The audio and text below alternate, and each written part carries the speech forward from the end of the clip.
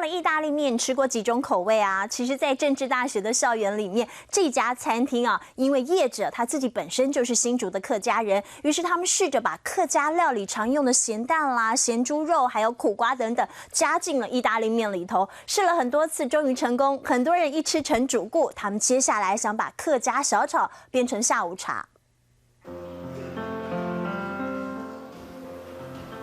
政大校园里的这家餐厅装潢时尚新颖，空间明亮宽敞，开幕1年左右，很受欢迎。餐厅的主人是这一对母子，他们来自客家庄。因缘际会下，在校园里面开了餐厅，卖的是西式料理，但也能尝到客家风味。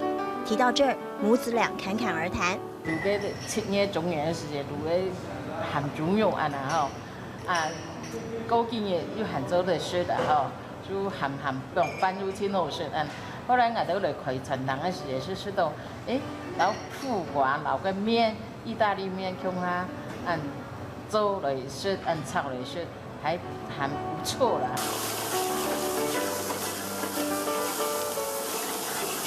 辣椒、蒜头和山苦瓜先拌炒当基底，咸蛋黄酱汁提味。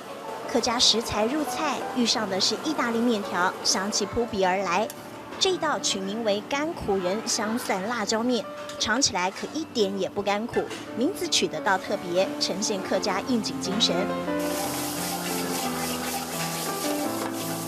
更有趣的还有这一道客家咸猪肉和山苦瓜快炒，提炼香味，再加入面条，传统客家风味遇上了西方美食，美味不冲突。而这一道取名为客家本色意大利面，母子俩把客家风味融入其中。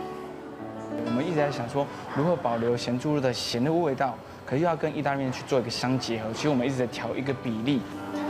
当初一个念头，把客家料理常用的咸蛋、苦瓜和咸猪肉结合了意大利面，从没有尝试过的另类组合，很多人一吃成主顾。特别是有些人客人说，我是客家人，来到这餐厅当然是直接点客家本色，因为他觉得什么菜都 OK。但是我觉得我是客家人，我就是要点这个。